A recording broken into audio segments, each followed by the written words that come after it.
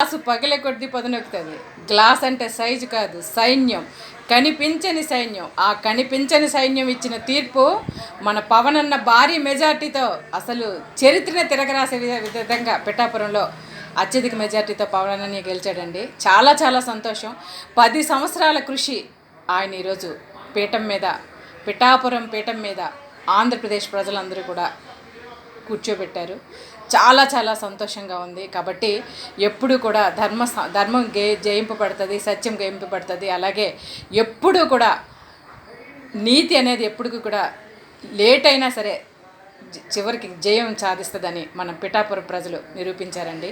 Once again గట్టిగా ఇప్పుడు పాలాభిషేకాలు, పూజాభిషేకాలు, అలాగే పాలాభిషేకాలు, అలాగే పూలాభిషేకాలు చేయడానికి మన ప్రజలందరూ రెడీగా ఉండండి. పిఠాపురం నిజంగా పిఠాపురం నియోజకవర్గం ప్రజలందరికీ కూడా హృదయపూర్వక ధన్యవాదాలతో జై పవన్.